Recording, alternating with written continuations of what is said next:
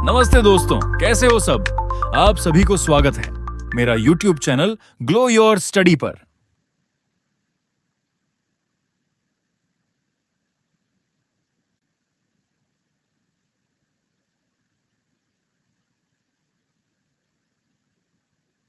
Good evening भाई सबको, good evening. Audio video clear है क्या?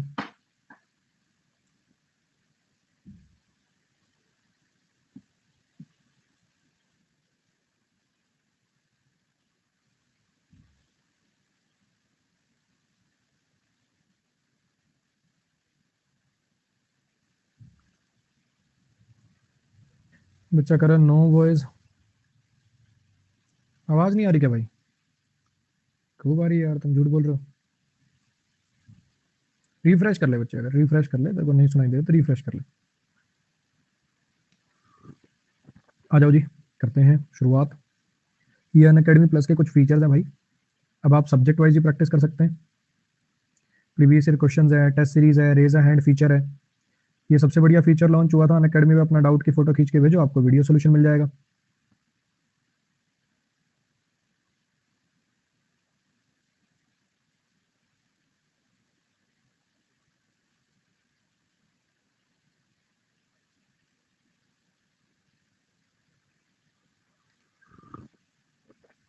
शुरुआत करने से पहले एक बार जो नए बच्चे हैं उनको मैं क्लियर कर दूं। अनअकैडमी पर 2 बैचेस लेता हूं मैं। एक का टाइमिंग है शाम को 4 to 6 PM। फर्स्ट का टाइमिंग है जी शाम को 4 से 6। इसमें चलती है theory, noun, pronoun, adjective, adverb, इस टाइप के जो चैप्टर होते हैं वो सब चलते हैं इसमें। इसका नया बैच आएगा 26 को, 26 जनवरी को नया बैच चालू होगा इसका। एक ही टाइमिंग है 8 to 9:15, जो आपने बैच अभी चलाया है। इस टाइमिंग पे कभी वोकैब का बैच आता है, कभी प्रैक्टिस का बैच आता है। अभी फिलहाल आप वोकैब का बैच देख रहे हैं। जब ये बैच खत्म होगा उसके बाद इसकी जगह पे प्रैक्टिस बैच आ जाएगा, ठीक। और वो भी 26 जनवरी को चालू हो रहा है। 26 को हमारे 2 नए बैच चालू हो रहे हैं, एक थ्योरी बैच और एक प्रैक्टिस बैच, ठीक है जी। वोकैब वाले जो बैचेस हैं ये आप लगा सकते हैं। इससे पहले 2 वोकैब के बैचेस मेरे और आ चुके हैं। पहले में 1000 वर्ड्स कराए थे, दूसरे में 1500 वर्ड्स कराए थे। इसमें 1000 वर्ड्स अपन कंप्लीट कर लेंगे। ये टोटल वर्ड जो है वो सब डिफरेंट है, ऐसा नहीं कि एक ही बैच बार बार चल रहा है। सारे सारे वर्ड्स ये डिफरेंट है, तो आप इन तीनों बैचेस को लगा सकते हैं, ठीक है जी। चलो करते हैं शुरुआत।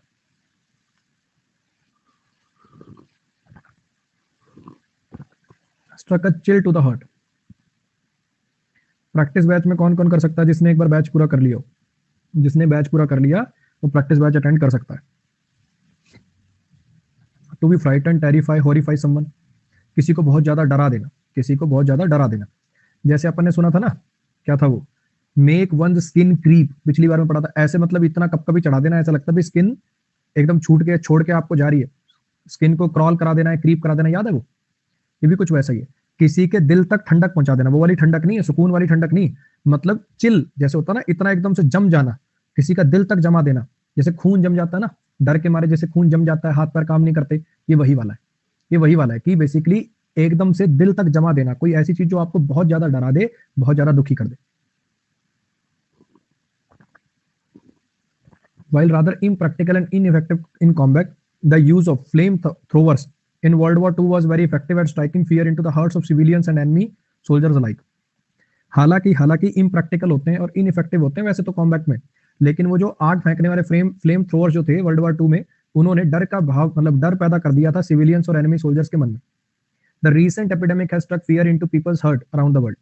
ये जो रीसेंट एपिडेमिक है, इसने स्ट्रक कर दिया चिल को या फियर को लोगों के दिल में।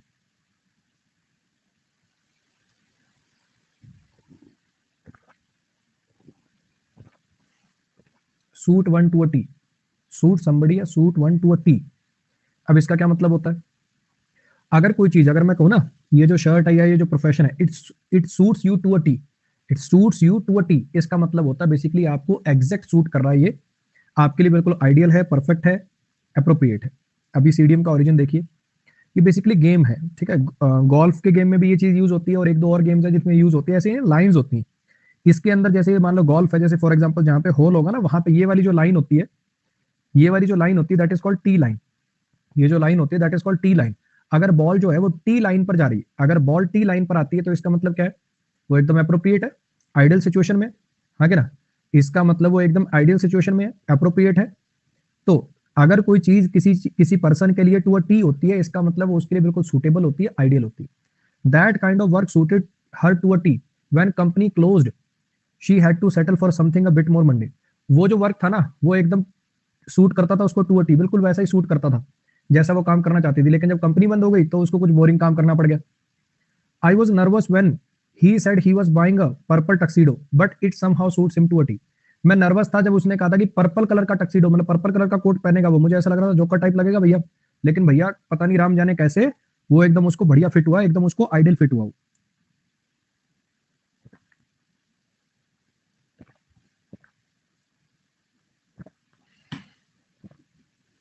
अब मैं मेरी बात कर लूं।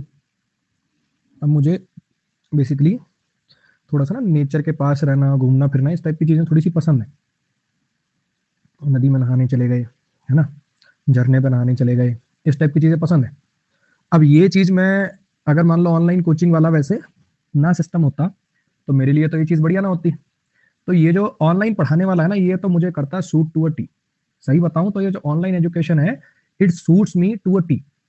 मतलब एकदम बढ़िया फिट कर रही है, क्योंकि कहीं मर्जी रह सकता हूं मैं, कहीं से भी क्लास ले सकता हूं, है ना। आ जाओ। Sweeping statement. Sweeping statement. Sweeping statement एक ऐसी स्टेटमेंट होती है जो जनरलाइज स्टेटमेंट होती है। स्वीपिंग स्टेटमेंट एक ऐसी स्टेटमेंट होती है जो जनरलाइज स्टेटमेंट होती है। मतलब टॉपिक कुछ चल रहा है ना, उस टॉपिक पे जब सवाल किया जाए तो एग्जैक्ट उसके बारे में बताने की बजाय जनरलाइज स्टेटमेंट। अब ये इंटरव्यू मुझे लगता है आप में से शायद ही कोई बच्चा होगा जिसने क्लिप ना देखी हो। सीए, एनआरसी वगैरह इन पे डिबेट चल रही थी। तो ये कहती हैं कि स्वरा आपने सीए का बेसिकली वो ड्राफ्ट पढ़ा है आपने, उसका ड्राफ्ट पढ़ा है? तो इसके पास बहन ये ड्राफ्ट तक पढ़ के नहीं आई, कुछ भी फेंक के जा रही है कि नहीं नहीं सही नहीं, अच्छा नहीं है, पता ही नहीं है इसको उसके बारे में, कुछ भी पता ही नहीं है, करिए नहीं नहीं बस बढ़िया नहीं है। तो जिस चीज के बारे में बेसिकली आपको डेप्थ में नॉलेज नहीं है, मान लो कोई टॉपिक चल रहा है तो आप उसकी डेप्थ में कुछ कमेंट नहीं कर पा रहे, और आप क्या कर रहे हो, आप एक स्वीपिंग स्टेटमेंट दे रहे हो, ऐसी स्टेटमेंट दे रहे हो जो बस ऊपर ऊपर से है, जैसे उस मैटर को डेप्थ में टच नहीं किया, स्वीप कर दिया, जैसे ऊपर ऊपर से झाड़ू सी मार दी उसके। कोई ऐसी चीज बोलना जो हर जगह अप्लाई हो जाती है, जनरलाइज स्टेटमेंट बोल देना, मतलब डेप्थ में ना जाना।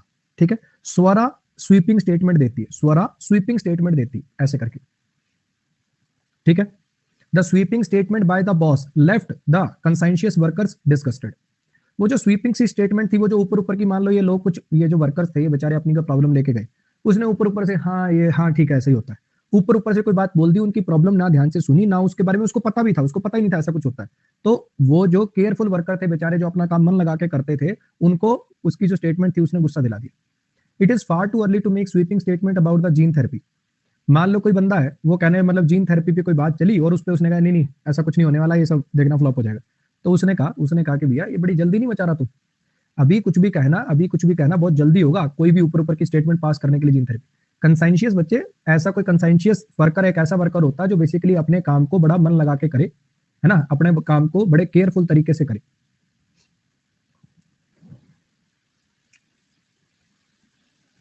Swept under carpet. Swept under carpet, इसको देखिए जरा। किसी चीज को कारपेट के नीचे छुपा देना, कोई ऐसी प्रॉब्लम या परेशानी, कोई सीक्रेट को बेसिकली छुपा देना बजाय कि उसको डील करने के। ये हम बहुत बार करते हैं, ये चीज तो हम बहुत बार करते हैं। जब मम्मी कहती है कमरे की सफाई कर दे, तो सारी चीजों को एक जगह पटक के उसके ऊपर कपड़ा डाल देते हैं, हाँ कि ना। जब मम्मी कहती है सारी सफाई सफाई कर दे, सारी चीजें एक जगह ढेर मारी, उसके ऊपर कपड़ा डाल दिया, सारी चीजें कुर्सी पर डाली, उसके ऊपर कपड़ा मार दिया। तो प्रॉब्लम्स को डील ना करना, उनको बस छुपा देना, इस टाइप से। SVEEP under the carpet. अब भैया इसको कहा था भैया एक काम कर, या तो इसने अपना कोई गलती कर दी, कोई चीज जला दी, इसने कोई चीज देखो आग वाग जला दी, तो अब मम्मी को आने से पहले पहले सारी झाड़ू इकट्ठी करके कारपेट के नीचे छुपा देगा जैसे कुछ हुआ ही नहीं। The committee is being accused of sweeping financial problem under the carpet to avoid embarrassment. Committee पर यह आरोप लगाया गया है कि इसने फाइनेंशियल प्रॉब्लम को स्वीप अंडर द कारपेट कर दिया, मतलब उनसे टैकल करने की बजाय, उनको उजागर करने की बजाय उनको छुपा दिया, ताकि एम्बेरसमेंट ना हो, ताकि बेइज्जती ना हो कमेटी की। The senator has been accused of trying to sweep his former drug use under the carpet. Senator पर यह इल्जाम लगाया गया कि वो बेसिकली उसका जो ड्रग यूज का जो केस था, उसको वो अंडर द कारपेट करने की कोशिश कर रहा था, मतलब उसको छुपाने की कोशिश कर रहा था, उसको दबा रहा था बेसिकली वो अपनी पावर का यूज करके। Take up the hatchet. Take up the hatchet, hatchet होती है बच्चे कुल्हाड़ी, कुल्हाड़ी उठा लेना, टेक अप कर लेना मतलब उठा लेना। टेक अप द हैचेट, कुल्हाड़ी उठा लेना, हॉस्टाइल हो जाना, वॉर के लिए प्रिपेयर होना, है ना, किसी से बड़ा अनफ्रेंडली हो जाना, दुश्मनी हो जाना। एक आपने बरी द हैचेट सुना होगा, बरी द हैचेट सुना है? कुल्हाड़ी दबा देना मतलब लड़ाई खत्म कर लेना, ये दोनों देखो रिलेटेड है। टेक अप द हैचेट, लड़ाई शुरू करना, बरी द हैचेट, लड़ाई बंद कर देना। The feud has lasted for long. The feud has lasted for so long that neither family remembers why they took up the hatchet against each other. ये जो लड़ाई है वो इतने लंबे समय से चलती आ रही है कि फैमिली दोनों ही फैमिली मेंबर्स को ये पता नहीं है। नीदर फैमिली मेंबर्स नहीं आएगा वैसे, अगर दो फैमिलीज हैं उनके फैमिली मेंबर्स की बात करोगे उस फैमिली, फिर हो सकता है नीदर के साथ ये प्लूरल आ जाए। कुछ बात आ रही समझ? मान लो दो फैमिली है, ना ही इस फैमिली के मेंबर्स को पता है ना ही उस फैमिली के मेंबर्स को पता है कि उन्होंने शुरुआत क्यों करी थी लड़ाई की। अगर एक ही फैमिली के मेंबर के अंदर लड़ाई है तो फिर मेंबर ही हो पाएगा। इसको देख लीजिएगा। The country are taking up hatchet against the enemy. ये जो कंट्री है ये हैचेट को टेकअप कर रही है, मतलब तैयार हो रही है वॉर के लिए, एनिमी के खिलाफ। Talking through once hat, foolish बात करना, वाइल्ड बात करना, इग्नोरेंट बात करना, मतलब कोई लॉजिकल बात ना करना, बेवकूफाना बात करना। अब इसको समझिए, इसका ओरिजिन कैसे है। इस फोटो से क्लियर नहीं हो पाएगा, इसका ओरिजिन कैसे है। पुराने जमाने में आपने देखा होगा लोग ना, अंग्रेजों वाले टाइम पे आपने देखा होगा लंबी लंबी टोपियां पहनते थे ऐसे, ये गोल से वाली जो लंबी लंबी टोपियां चला करती थी।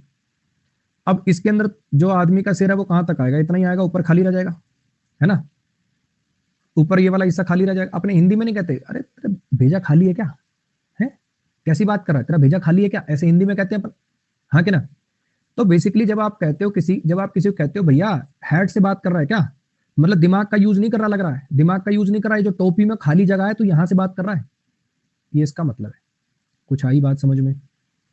तो जब आप किसी को कहते हो भैया, मतलब if someone is talking through their hat, that means वो अपने दिमाग का यूज नहीं कर रहे हैं, वो जो खाली जगह है उसमें से बोल रहे हैं, रिलेवेंट बात नहीं कर रहे हैं, मतलब बिना ब्रेन का यूज करे बात कर रहा है, ये कहना चाहते हो।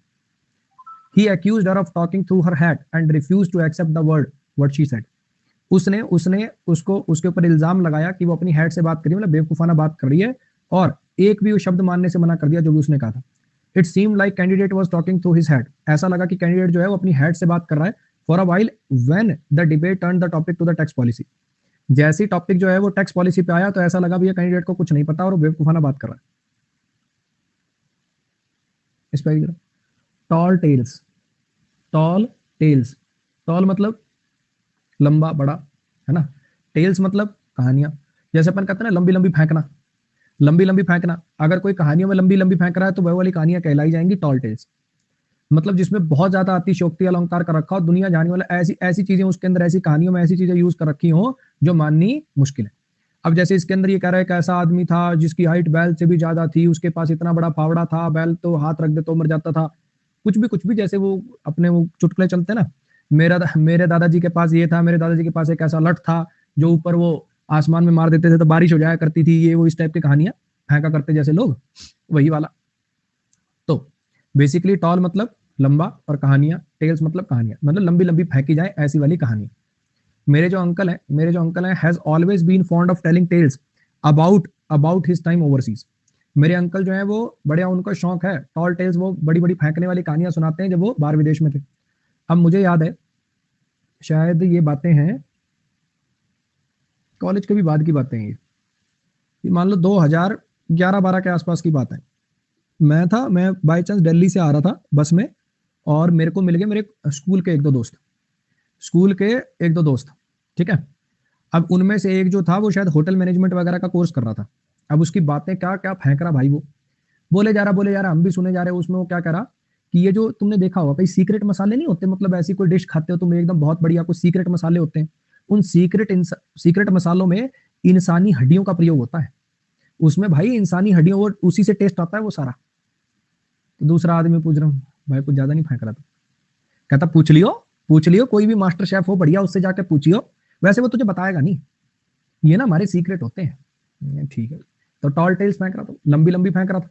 Mukesh was described as someone whose rich imagination and keen intellect are convincing. Some of his college chums believed his all tall tales. Mukesh जो है, मुकेश को ऐसे डिस्क्राइब किया जाता है जिसकी इमेजिनेशन बड़ी रिच है, मतलब इमेजिनेशन पावर बहुत बढ़िया है, और दिमाग भी वैसे तेज है उसका कि वो कन्विंसिंग भी लगता है। तो उसके जो कॉलेज वाले जो चमचे टाइप के थे, उसकी सारी फेंकने वाली कहानियों पे यकीन कर लिया करते थे।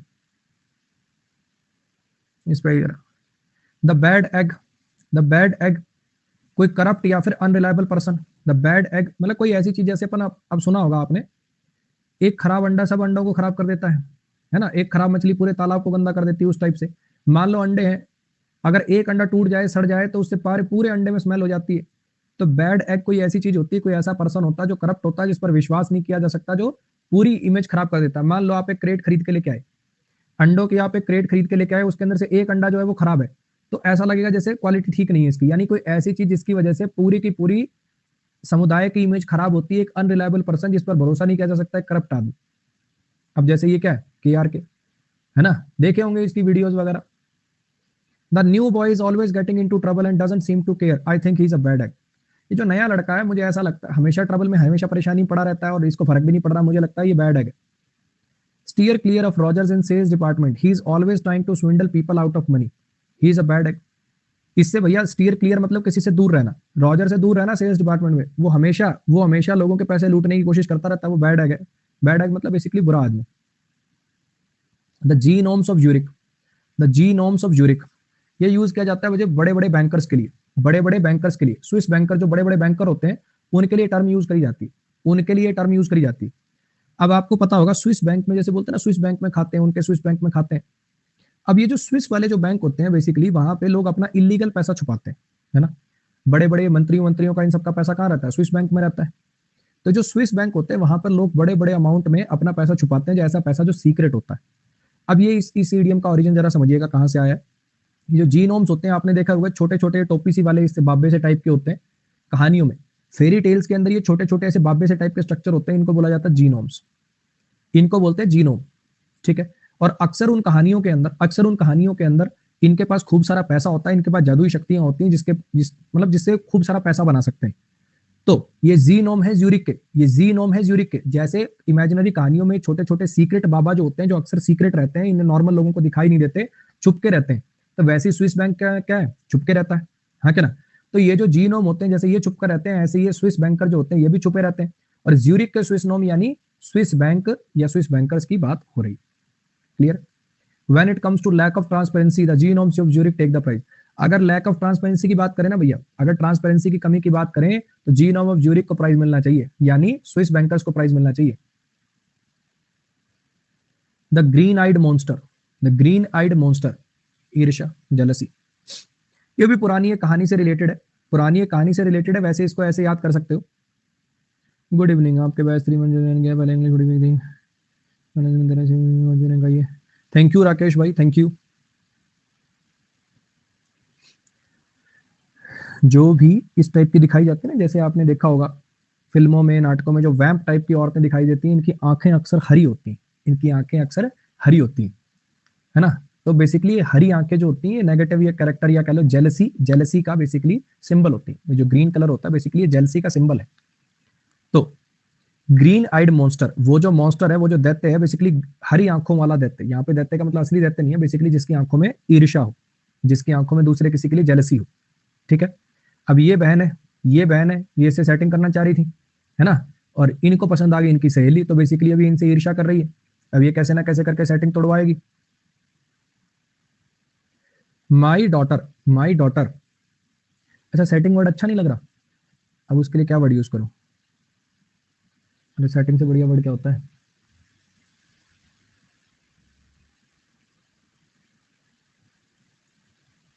ये इनसे प्रेम प्रसंग करना चाह रही थी, ये इनसे प्रेम प्रसंग रचाना चाह रही थी, परंतु इनका प्रेम प्रसंग इन्हीं की सहेली से हो गया। अब ठीक है, अब सही है।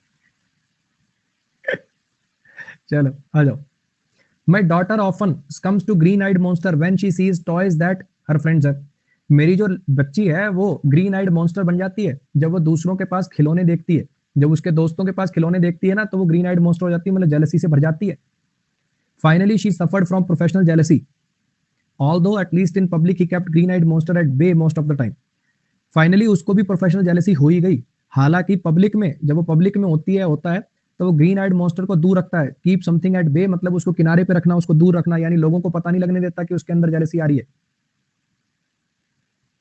कम टू समथिंग का मतलब होता है बेसिकली हार मान लेना, वैसा बन जाना, घुटने टेक देना। वो ईर्ष्या वाला जो मॉन्स्टर है उसके आगे घुटने टेक देती है, मतलब उसके अंदर वैसा फीलिंग आ जाती है। The tail is wagging the dog, the tail is wagging the dog, इसको समझिए जरा। अब मुझे बताइए, कुत्ता पूंछ को हिलाता है कि पूंछ कुत्ते को हिलाती? कुत्ता अपनी पूंछ हिलाता है कि पूंछ कुत्ते को हिलाती? कुत्ता पूंछ हिलाता है। सुमित कह रहा पूंछ कुत्ते को। मांझा सुमित, बेसिकली कुत्ता अपनी पूंछ हिलाता है, ठीक है। अब सोचो कि पूंछ पकड़ के तुम कुत्ता हिला रहे हो, तो गड़बड़ है ना, ये तो उल्टा हो रहा है कुछ। बेसिकली कुत्ते के हिसाब से पूंछ को चलना चाहिए, पूंछ के हिसाब से थोड़ी कुत्ता चलेगा, तो कुछ वैसा ही है। स्मॉलेस्ट या least important part of something in control of larger और more important elements, a reversal of typical roles of dynamics of power. कोई ऐसी छोटी सी चीज जो बड़ी चीज को गवर्न कर रही है, ठीक है। एग्जांपल से देखिए जरा। They reorganize their entire weekly schedule just because their son likes to sleep in late. Talk about the tail wagging the dog.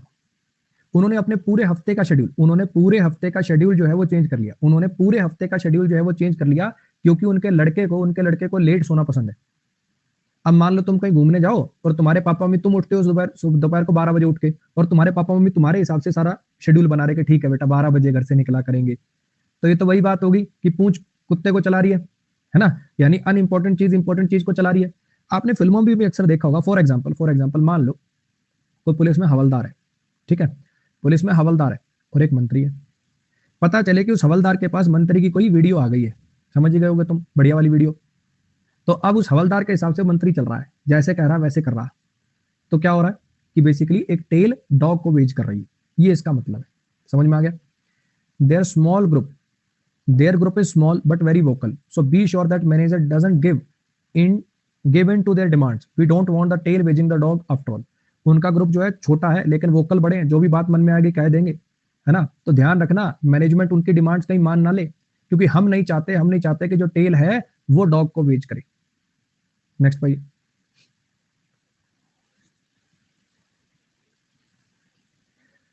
Rakesh ji, एक छोटी सी चीज समझिएगा, एक सिंपल सा फंडा है, ज्यादा उसमें कॉम्प्लेक्सिटी कुछ है ही नहीं। जो डेट दी होती है, फिलिंग डेट से कोई मतलब नहीं है, एक सिंपल सी डेट ऑफ रेकनिंग दी होगी वहां पे, उस डेट से मतलब है मेनली उस डेट से मतलब है कि उस डेट को आपका स्टेटस क्या है। उस नोटिफिकेशन में एक डेट आई होगी, जो कॉलेज वाले बच्चे होते हैं उनके लिए उस डेट से पहले पहले उनकी फाइनल डिग्री आ जानी चाहिए, है ना। जो जॉब में है उनको उस जॉब से उस डेट से पहले पहले रिटायर हो जाना चाहिए। तो ये बेसिकली उससे डेट से मतलब है सारा। डेट ऑफ रेकनिंग बोलते हैं उसको, मतलब सारी चीज उस डेट के हिसाब से मापी जाएगी। The thin end of the veg, कोई एक एक्शन या कोई प्रोसीजर जिसकी इंपॉर्टेंस बड़ी कम हो लेकिन जिसकी वजह से डेवलपमेंट बहुत ज्यादा होता है। कोई ऐसी चीज जिसकी बेसिकली इंपॉर्टेंस बड़ी कम लगे लेकिन उससे आगे चल के बड़े सीरियस डेवलपमेंट आते हैं। अब आपने देखा होगा लकड़ी जो होती है, मान लो लकड़ी का इतना बड़ा ब्लॉक है, अब उसको क्या करना है, मुझे बीच में से फाड़ना है, ठीक। तो क्या करते हैं, ऐसे एक और लकड़ी का या लोहे का ऐसा ये तीखा सा एक गुटका सा इसके अंदर डालते हैं। अब ये वाला जो पोर्शन है छोटा पतला वाला, जब ये बिल्कुल टॉप पे रहा होगा तो ऐसे लगा होगा इससे क्या ही फर्क पड़ जाएगा इतनी बड़ी लकड़ी को, लेकिन जब ये ऐसे अंदर को नीचे इसमें हथौड़े से चोट मार के डाला जाता है तो ये बेसिकली इतने बड़े चंक को भी डिवाइड कर देता है, यानी बहुत बड़ा इफेक्ट ला देता है। तो thin end of the veg बोला जाता है इसको, ये जो तिकोना सा आइटम होता है इसको वेज बोला जाता है। पत्थरों को, बड़े बड़े लोहे के चीजों को तोड़ने के लिए, मोड़ने के लिए, लकड़ी को काटने के लिए इसका यूज किया जाता है। ये वेज होती है, इस टाइप का ऐसा ट्रायंगुलर सी शेप होती है। जिस भी चीज को बीच में से फाड़ना होता है तो फिर क्या करते हैं, ये पतली सी ऐसे नोक सी इसमें डालते हैं, धीरे धीरे धीरे धीरे उसको डालते हैं। आ रही बात समझ में? तो इसको शुरुआत वाले पॉइंट पे ऐसे लगे जैसे इससे क्या इफेक्ट आएगा, लेकिन अल्टीमेटली आगे चल के बहुत बड़ा इफेक्ट प्रोड्यूस करती। This law is thin edge of the wedge, if it is passed you can expect more extreme legislation to follow. ये जो लॉ है ना, ये जो लॉ है भैया, ये thin end of the veg है। अगर ये पास हो गया ना तो आगे देखना तुम और बहुत सारी लेजिस्लेशन बनती हुई चली जाएंगी, ठीक है। जैसे जीएसटी आया था तब लोगों को पता ही नहीं था भी जीएसटी से क्या होगा क्या नहीं होगा, एक एक करके अब चीजें इतनी ज्यादा उलझती चली गई जिसकी कोई हद नहीं है। A charge of nursery classes would be thin end of the wedge and led to charges of ordinary schooling। ये जो चार्ज है ना नर्सरी क्लासेस का, ये thin end of the veg होगा और जिसकी वजह से ऑर्डिनरी स्कूलिंग की चार्जेस आ जाएंगे। थ्रू अ स्पैनर, स्पैनर होता है बच्चे, ये पाइप रेंच देखा होगा आप लोगों ने, ये पाइप रेंच देखा होगा। ये घर में, मतलब घरों में तो नहीं यूज होता, प्लम्बर के पास होता है, कोई स्क्रू वगैरह को ना प्लम्बिंग चीजों को टाइट करने के लिए इसको बोलते हैं, हमारे तो वो बोलते हैं क्या, पाइप रेंच बोलते हैं बेसिकली इसको। उसको इंग्लिश में स्पैनर भी बोलते हैं। किसी चीज को डिसरप्ट कर देना, फॉयल कर देना, किसी प्रॉब्लम मतलब एक्टिविटी को बीच में रोक देना।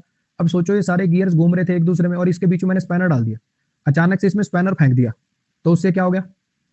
उससे क्या हो गया? बेसिकली एक प्रॉब्लम, जो पूरा प्लान था वो एग्जीक्यूट नहीं हो पा रहा, बीच में फॉयल हो गया, रुक गया। हाँ, रेंच भी बोलते हैं, पाइप रेंच बोल लो। We had everything in line for the party, but having the caterer cancel us on at the last minute really threw a spanner in our box. भैया हमारा सब कुछ अरेंज था, लेकिन वो जो केटर था उसने लास्ट मिनट पे सारी चीजें कैंसिल कर दी, जिसकी वजह से ऐसा लगा जैसे हमारे काम में किसी ने स्पैनर फेंक दिया हो। It is really throw in a spanner into the works if the board decides to increase our funding, if not to increase our funding for this project. भैया ये तो काम में स्पैनर फेंकने जैसा हो जाएगा अगर बोर्ड ये डिसाइड कर ले कि वो हमारी फंडिंग नहीं बढ़ाएगा, क्योंकि हमने सारी चीजें उसी हिसाब से प्लान कर रखी हैं कि इस बार इतनी फंडिंग आएगी तो उसमें से इतना यहाँ लगाएंगे, इतना यहाँ लगाएंगे। नेक्स्ट बताइए, throw the question in the winds, सावधानी को हवा में उड़ा देना।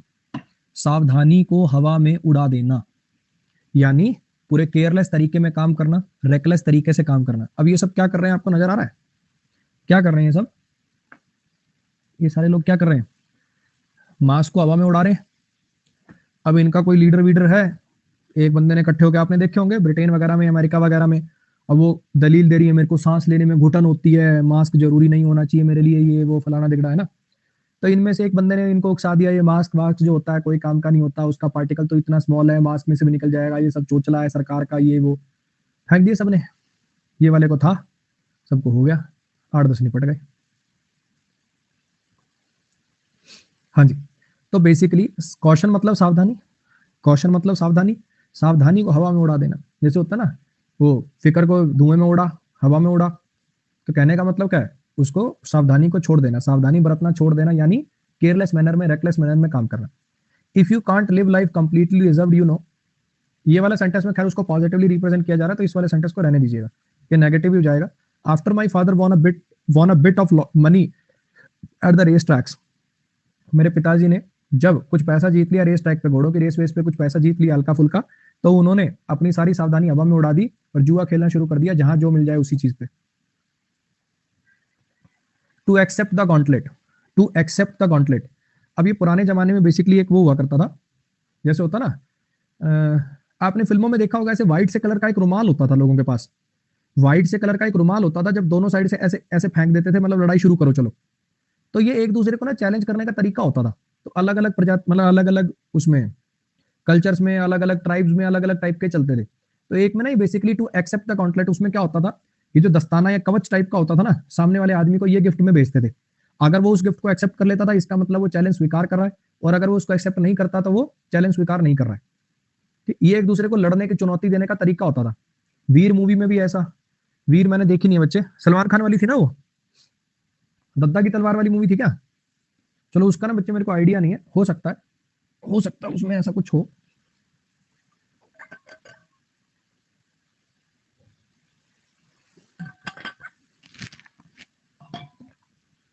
तो पुराने जमाने में एक तरीका था, जैसे ये तो फोटो तो वैसे यूज कर ली।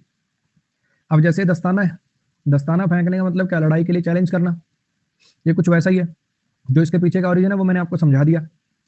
When the heavyweight champion boasted that nobody could beat him, no one expected that the newcomer to take up the gauntlet. वो जो हैवीवेट चैंपियन था उसने हवाबाजी करी कि उसको कोई नहीं हरा सकता, किसी ने भी एक्सपेक्ट नहीं किया था जो न्यू कमर होगा वो गॉन्टलेट को एक्सेप्ट करेगा, मतलब उस चैलेंज को एक्सेप्ट करेगा, लड़ने के चैलेंज को एक्सेप्ट कर लेगा। When it comes to civil issues, Mary is always eager to take up the gauntlet. जब भी सिविल राइट इशू की बात होती है तो मैरी जो है उस लड़ाई को एक्सेप्ट करने की हमेशा ताक में रहती है, हमेशा उसको एक्सेप्ट करने के लिए ईगर रहती है। नेक्स्ट भाई, to be in a quandary, to be in a quandary. अब ये जो क्वांड्री है बेसिकली, इस वर्ड का मीनिंग पता हो तो ये इडियम अपने आप समझा देगा। क्वांड्री ये वोकैब से रिलेटेड है, क्वांड्री का मतलब होता है कंफ्यूजन, क्वांड्री का मतलब होता है confusion. If you are in a quandary that means you are in a confusion. Quandary word का मतलब पता होना चाहिए था, एक्चुअली क्वांड लैटिन वर्ड से आया, क्वांड का मतलब होता है व्हेन, क्वांड एक लैटिन वर्ड है उसका मतलब होता है व्हेन। तो अगर आप क्वांड्री में हो तो इसका मतलब आप परेशान हो कि ये काम कब करूं, कहां करूं, कैसे करूं। तो टू बी इन अ क्वांड्री का मतलब होता है कंफ्यूज होना। क्वांड्री अगर आपको वर्ड याद होता तो आपको ये इडियम एक सेकंड में याद हो जाता। अनश्योर होना, कंफ्यूज होना, ठीक है। अब ये इधर जाए कि इधर जाए, है ना। I have had 2 job offers and I am in real quandary about या over which one to accept. मेरे पास 2 जॉब ऑफर्स हैं और मैं परेशान हूँ, मैं कंफ्यूज हूँ कि कौन से वाले को एक्सेप्ट करूँ। ये तो रहने दो, तुम ऐसे कर लो, ऐसे कर लो। There are two main exams, bank और SSC, and I am in a quandary which one to prepare for, है ना। मैं परेशान हूँ कि कौन सी वाली के लिए प्रिपेयर करूँ, ये ज्यादा ठीक रहेगा। दो दो नौकरियां कहाँ मिल रही है आजकल यार। I was in a quandary about whether I should stay at home with kids or spend a lot of money to put them in a daycare. मैं इस बात को लेकर कंफ्यूजन में था कि मुझे घर पे रहना चाहिए बच्चों के साथ कि पैसे वैसे लगा के उनको डे केयर में डाल देना चाहिए। To beat the retreat, to beat a retreat या टू बीट द रिट्रीट, इस टाइप से ये इडियम आता है। टू बीट द रिट्रीट भी लिखा होता है या टू बीट अ रिट्रीट भी लिखा होता है। अब ये वाला जो है ना, बेसिकली ये एक्चुअली एक वर्जन है, जो असली जो इडियम था द बीट ऑफ रिट्रीट था एक्चुअली वो। The beat of retreat, the beat of retreat था असलियत में इडियम, लेकिन धीरे धीरे समय के साथ ये चेंज होते होते ये बन गया। इसको जरा समझिए। अरे क्या बात हो गया, तुम आपस में क्या बातें कर रहे हो भाई, क्या हो गया, क्या बात कर रहे हो आपस में। डी आई के सेम सेम, मुंह पे टेप, क्या हो गया, तुम पागल हो मुझसे ऐसे गला फाड़ रहा है। अच्छा डी आई के मतलब दीक्षा, ओ माय गॉड। तुम वही वाले बच्चे हो ना जो छोले भटूरे खाने जाते हैं तो बोलते हैं let's go have some CB, वही वाले हो क्या। मान जाओ, बाल को बांध जाओ, पढ़ लो।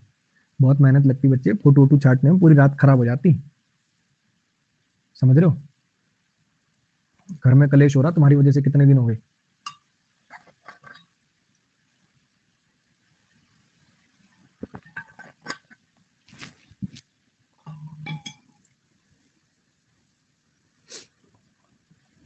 रोज का कहना है what happen sir, what happen this happen. 4 से 9:30 तक तो वैसी क्लास होती है, ठीक है। ये हुए 5.5 घंटे, ठीक है। वो जो आपको सुविधा दे रखी है इंडिविजुअल डाउट वाली, है ना, 3 घंटे रोज वो खा जाती है। अब जो क्लासेस होती हैं, जैसे जो 60 मिनट 60 क्वेश्चन वाली क्लास होती है, उसको देखने में मेरे को ज्यादा मिनट्स नहीं लगते, maximum 20 minute, last to last 20 minute वो हो गए अपने। लेकिन ये वोकैब की क्लास मेरे कम से कम 3 आवर्स खा जाती है, कम से कम 3 घंटे लग जाते हैं मुझे इसकी स्लाइड और ये हिस्ट्री सर्च करने में, ओरिजिन सर्च करने में। अब आप इसको टोटल कर लीजिए जरा, आपको आइडिया लग जाएगा। इसको 30 ही कर देता हूँ, 1 मिनट के लिए, 10 मिनट बाद में घटा लेंगे, है ना। तो 5 और 3 8 और 3 11 और 1 घंटा ही आ जाएगा, यानी टोटल दिन के 12 घंटे इस काम में जा रहे हैं। हरी बात समझ में, टोटल दिन के 12 आवर्स डिवोट हो रहे हैं।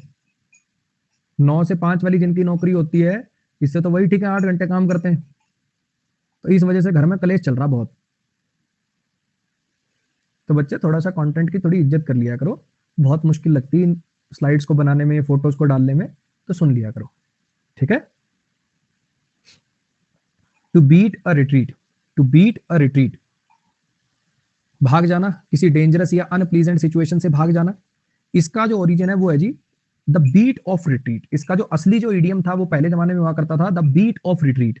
अब सेना ने मतलब आपस में बेसिकली सिंबल बना रखे होते थे। अब मान लो एक कमांडर चिल्लाएगा तो कितने लोगों को सुनाई दे जाएगा ज्यादा ज्यादा, और खास करके ऐसी सिचुएशन में जब जंग छिड़ी हुई है तो उन्होंने अलग अलग ट्यून बना रखी थी, है ना। तो जब एकदम से लड़ाई करनी होती थी तो अलग टाइप का शंख टाइप का कुछ ऐसा बजाते होंगे। जब ऐसे होता नहीं यार अपन तो हारने लग गए, अब रुकने से कोई फायदा नहीं है, मर जाएंगे बिना मतलब, तो एक टाइप की बेसिकली बीट बजाई जाती थी, कुछ ड्रम से कुछ इस टाइप की बजाई जाती थी कि भैया आप निकल लो, भाग लो। तो ये ईडीएम असलियत में पहले के जमाने में होता था बीट ऑफ रिट्रीट। वो बीट, वो धुन जो कि रिट्रीट को बेसिकली रिट्रीट के लिए बजाई जाती है, पीछे हटने के लिए बजाई जाती है। तो टू बीट अ रिट्रीट का मतलब हो गया बेसिकली पीछे हट जाना, भाग जाना डेंजरस या अनप्लीजेंट सिचुएशन से। अब जैसे इनको बिठा रखा है वो ड्रम बजाने के लिए, जैसे ही भैया इसको इशारा कर दिया जाएगा कि भैया भागने का समय आ गया, बजा देगा ड्रम, भाग जाएंगे सारे soldier. I beat a hasty retreat when I saw my ex-boyfriend walk into the party. अब ये मान लो कोई लड़की है ये कटली वहां से जल्दी से निकल ली जब इसने इसके एक्स बॉयफ्रेंड को पार्टी में आते हुए देखा। जब इसके एक्स बॉयफ्रेंड को इसने पार्टी में आते हुए देखा तब ये वहां से कट ली। पता चले वहां पार्टी में 2-4 पैग लगा के और उधर से वो गाने गाने लग जाए, मैं तू प्यार है किसी और का, तुझे चाहता कोई और है। When we saw the police arriving, we beat a hasty retreat. जब जैसे हमने पुलिस वालों को आते हुए देखा तो हम भैया कट लिए वहां से जल्दी से। We beat the hasty retreat. To beat the rap. To beat the rap. यहाँ पे बीट का मतलब होता है अगर आप किसी को बीट कर देते हो तो आप उसको हरा देते हो। एक बीट का मतलब, बीट के देखो काफी सारे मीनिंग होते हैं, बीट के भी काफी सारे मीनिंग होते हैं ना। एक तो बीट वो वाली बीट होती है, क्या बीट है भैया, इस गाने की कैसी बीट्स हैं, वो वाला बीट होता है। और एक बीट का मतलब बेसिकली किसी को हराना भी तो होता है। ये जो रैप है इसका मतलब वो रैप सॉन्ग वाला रैप नहीं है। इस रैप का बेसिकली मतलब आप देखोगे, चार्ज शीट नहीं होती, जैसे जैसे चार्ट शीट होती है ना, जब पुलिस फाइल करती है कि ये बेसिकली वो लगे हुए हैं, that is also called rap. जब कोर्ट के अंदर प्रॉपर ऐसे दिया होता है ना, ये इनके क्राइम और इन पे ये धारा बनती है, उसको बोलते हैं रैप। जो बेसिकली जिसमें क्राइम की रिपोर्ट दी जाती है उसको बोलते हैं रैप। डिक्शनरी में रैप टाइप करेंगे आपको मिलेगा। बल्कि वो जो रैप सॉन्ग वाला होता है वो सेकंड नंबर पे मिलेगा, ये जो मैं मीनिंग बता रहा हूँ ये फर्स्ट नंबर पे मिलेगा। तो बेसिकली जो इस चार्जशीट को बीट कर दे, जो आपके ऊपर क्राइम की बेसिकली वो लगे हुए कि इन्होंने ये क्राइम किया, जो उसको बीट कर दे, यानी पनिशमेंट से बच जाना, एक्विट हो जाना, क्राइम से एक्विट हो जाना, पनिशमेंट से बच जाना, खास करके जब आप वाकई में रियलिटी में दोषी हो फिर भी बच जाना। तो टू बीट द रैप का मतलब होता है बेसिकली सजा ना पाना। With the right lawyer you can definitely beat the rap and avoid jail time. अगर तुम्हारा लॉयर सही हो ना तो जरूर तुम बच जाओगे, चार्जशीट से बच जाओगे और जेल नहीं जाना पड़ेगा तुम्हें। Celebrities always seem to be able to beat the rap after they get arrested. Celebrities अक्सर बीट कर देते हैं रैप को, मतलब वो चार्जशीट को हरा देते हैं जब वो अरेस्ट हो जाते हैं, बच ही जाते हैं अक्सर। Cut the cackle, cut the cackle भी लिखा होता है, क्रैकल भी लिखा होता है, वैसे सही वर्ड कैकल होता है। कैकल को अगर आप डिक्शनरी में देखोगे तो कैकल का मतलब होता है बेसिकली जो ऐसे खिलखिला के ऐसे ही वाली जो हंसी होती है ना, that is called cackle, that is called cackle. ठीक है। अब मान लो ये जैसे एम्प्लॉइज हैं, ठीक, कंपनी में काम करने के लिए इनको पैसे मिले और ये भैया आए हैं, ये इनको देख रहे हैं। अच्छा, ये जैसे होता है ना, मजाक करते हैं कुछ कुछ कुछ कुछ, फिर सारी लड़कियां हंसती हैं, वाह आज का दिन तो पूरा हो गया। तो इनका बॉस उनको देख रहा है और ये कह रहा है फालतू खिलखिलाहट बंद करो और काम पे लग जाओ। Cut the cackle, cut the cackle, if you cut something, basically आप चाहते हो कि जैसे होता है ना कट, वो सुना होगा आपने, कोई मान लो रिकॉर्डिंग चल रही है तो बोलते हैं कट कट कट, मतलब इसको बंद करो। तो कट द कैकल का मतलब फालतू तुम्हारी हंसी ठहाका बंद करो और काम पे लगो ढंग से। क्या मतलब है जी इस इडियम का, टू कट द कैकल का? स्टॉप टॉकिंग, बात करना बंद करो और सीरियस एफर्ट लगाएं किसी काम पे, सीरियस मुद्दे पे बात करें। कट द कैकल मतलब फिजूल इधर उधर की बातें बंद करें और क्या कर दें, सीरियस मैटर पे काम पे लगे। वैसे इसको एक और तरीके से भी डिफाइन किया जाता है, जो मुर्गे की आवाज होती है ना, जो मुर्गे की इरिटेटिंग आवाज होती है, that is also called cackle. तो ये जो चपर चपर चपर चपर होती है उससे भी याद कर सकते हो कि बिना मतलब का ये आपस में ये बातचीत बंद करो फालतू की और सीरियस मैटर की बात करो। All right everyone, let's cut the cackle and start brainstorming ideas for the news project. चलो भैया ये सब फालतू बात बंद करते हैं और दिमाग लगाना शुरू करते हैं, ब्रेनस्टॉर्मिंग शुरू करते हैं, दिमाग लगाना शुरू करते हैं नए आइडियाज के लिए। They were basically told to cut the cackle and get back to work. उन्हें कहा गया कि वो कट द कैकल कर दें, फालतू इधर उधर की बात बंद कर दें और वापसी काम पे लग जाए।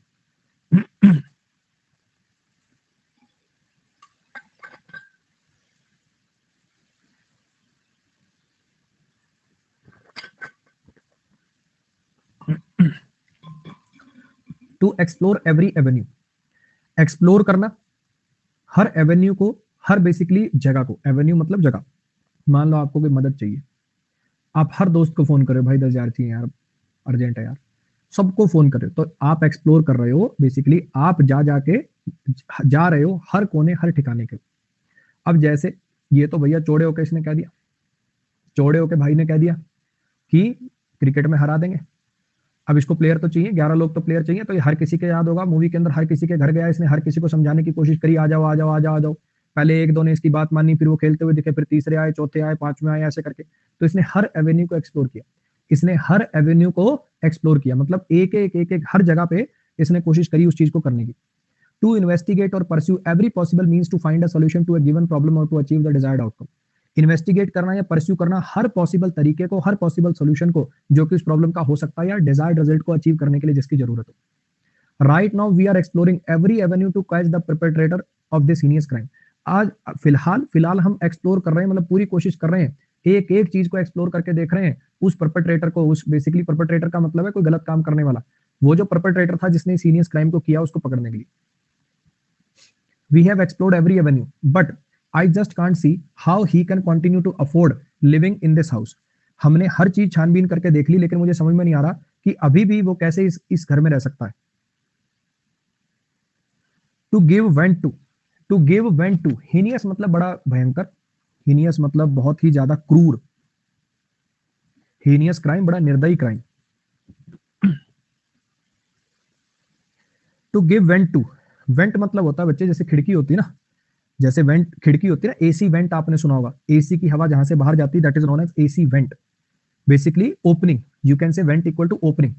अगर आप किसी चीज को वेंट देते हो, अगर आप किसी चीज को वेंट देते हो तो आप उसको एक्सप्रेस होने देते हो, कुछ भी हो सकती है वो, आपके आइडियाज को वेंट दे सकते हो, आपके गुस्से को वेंट दे सकते हो, आपके लव को वेंट दे सकते हो, मतलब किसी भी चीज को बेसिकली एक्सप्रेस करना, किसी भी चीज को बेसिकली एक्सप्रेस करना।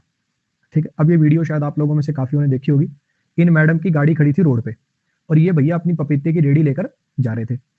अब इन्होंने कैसे क्या चलाई वो रेडी, थोड़ी सी गाड़ी को भिड़ गई, मैडम ने देख लिया, मैडम ने इनके सारे पपीते एक एक करके रोड पे दे दे के फेंके और फाइनली रेडी पलटा दी इस नाले में। ये वीडियो शायद आपने देखी होगी। तो अपने गुस्से को वेंट दे देना मतलब अपने गुस्से को एक्सप्रेस कर देना, अपने गुस्से को वेंट दे देना मतलब एक तो गुस्सा अपना काबू में रखो, कहीं से निकलने ना दो उसको, और अगर वेंट दे दिया, खोल दिया, मतलब गुस्सा आपने एक्सप्रेस कर दिया। Once we left the office, Sally gave vent to her anger about how promotions are unfairly awarded in our department.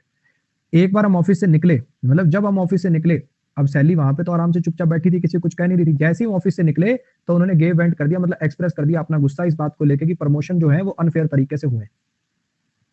I work in customer service, मैं कस्टमर सर्विस में काम करता हूँ, I am used to people giving vent full vent to their frustration. मैं customer service में काम करता हूँ और भैया मुझे आदत हो गई है लोगों का फुल वेंट सुनने की, मतलब जियो जियो वालों को फोन लगा के कस्टमर केयर वाले को ऐसी गालियां देते हैं लोग, है ना, जैसे अंबानी तक डायरेक्ट ही पहुंच रही हो। तो उन पे गुस्सा करते हैं, उनको कुछ सुनाते हैं, तुम्हारी कंपनी ऐसा होता, बेचारों के हाथ में कुछ नहीं हो, 10,000 की नौकरी वो कर रहे होते हैं, फोन उठाने की बेचारी उनका काम ही, उनको मेरे को लगता है गालियां सुनने के पैसे लेते हैं। To go scot free,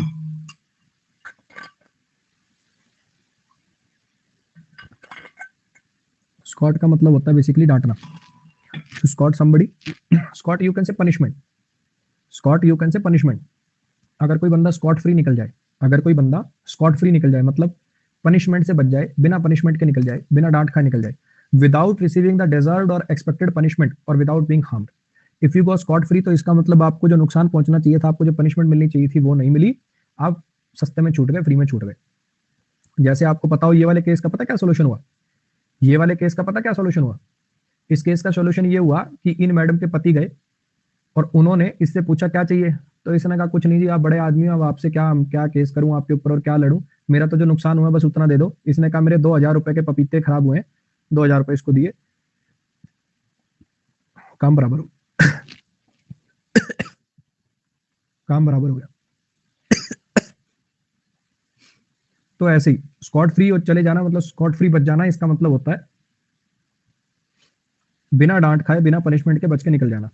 it sickens me that all these bankers that ruined our economy get to go scot free while millions of people have suffered as a result. भैया इस बात से मुझे घिन पड़ती है, ये बात मुझे मतलब ऐसे अंदर तक झकझोर देती है जब मैं ये देखता हूँ कि जो बैंकर थे जिन्होंने हमारी पूरी इकोनॉमी को खराब कर दिया, ये स्क्वाड फ्री निकल गया, मतलब बिना पनिशमेंट के निकल गया और इनकी वजह से मिलियंस ऑफ पीपल को सफर करना पड़ा।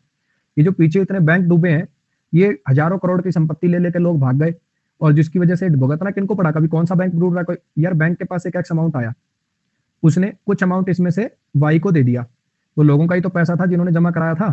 अब अगर ये वाई अमाउंट वापस नहीं आएगा तो फिर बैंक कहां से घर से थोड़ी दे देगा, बैंक डूब जाएगा, दिवालिया घोषित हो जाएगा, बात खत्म। पीछे पीएमसी बैंक डूबा डूबा यस बैंक डूबा, कितने बैंक डूब गए due to an error in filing of evidence by police. वो जो गलती हो गई एविडेंस फाइल करने में पुलिस के द्वारा, वो जो सस्पेक्ट जो है वो स्कॉट फ्री निकल गया।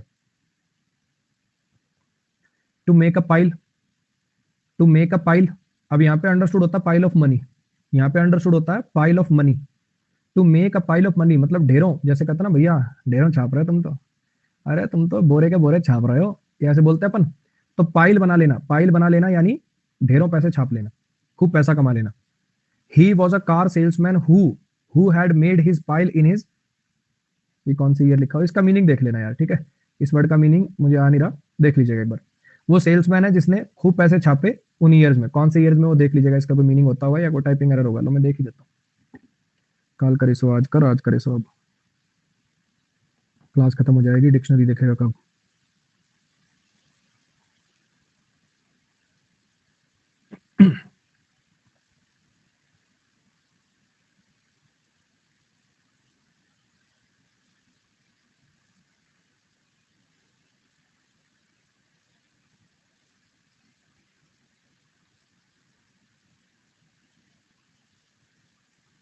ये तो यार ये वर्ड तो आ रहा है लेकिन इसका मीनिंग तो कुछ और ही आ रहा है। तो एक ऐसा पर्सन होता है जो बेसिकली रूफ के मटेरियल को बनाता है। ये कुछ गलत टाइप हो गया इसका मतलब, ये कुछ गलत ही टाइप हो गया। एक बार देख लीजिएगा कुछ और भी मीनिंग होता हो, ऑक्सफोर्ड में तो आया नहीं। इन द लास्ट ईयर्स कर लेता हूँ, पिछले सालों में ऐसा कर देता हूँ, in the last 2 years he made a pile selling computers and retired by the time he was 40। उसने खूब पैसा कमा लिया कंप्यूटर बेच बेच के और रिटायर हो गया 40 साल की एज तक। टू पैडल वंस ओन कनो, अब ये बेसिकली बोट, बोट को बोलते हैं। अपनी अपनी ये जो नाव है, बेसिकली अपनी जो कनो है उसको खुद ही पैडल करना, मतलब किसी और चीज पर डिपेंडेंट ना होना, अपने कामों को खुद ही करना। To be able to act without having to depend on anyone else, किसी और पर डिपेंड ना होने की बजाय अपने काम खुद ही करना, किसी और पर आश्रित ना होना, किसी और पर डिपेंडेंट ना होना। पैडल करना अपनी खुद की बोट को, मतलब अपनी खुद की बोट को खुद चलाना, किसी और पर आश्रित ना होना। He feels that he can paddle his own canoe now so wants to move out of his parents house. उसको ऐसा लगता है कि अब वो अपना खर्चा खुद चला सकता है, इसलिए वो पेरेंट्स के घर से बाहर जाना चाह रहा है। She is a strong woman and can paddle her own canoe without having a man in her life. तो स्ट्रॉन्ग औरत है भैया, और वो अपनी जिंदगी खुद चला सकती है बिना अपनी लाइफ में किसी के होते हुए भी, कोई मेल के होते हुए भी। To put one out of countenance, ये काउंटेनेंस का मीनिंग क्या होता है? काउंटेनेंस का मीनिंग क्या होता है? Good evening sir, thank you so much. आपकी इंग्लिश के कारण मेरा एसबीआई में सिलेक्शन हो गया है एंड सीजीएल टीयर 1 में 130 नंबर आए हैं, एक्स सर्विसमैन हूँ। थैंक यू राजदीप भाई कि आपने क्रेडिट दिया उसको, मतलब उसके लिए मुझे। बाकी सब आपकी मेहनत है, वो आप भी जानते हो कितने घुटने घिसे हैं, है ना, कितनी मेहनत लगी है वो देखो, आपको भी पता है। लेकिन फिर भी आपने जो उसके लिए मेरे को क्रेडिट दिया उसके लिए थैंक यू भाई।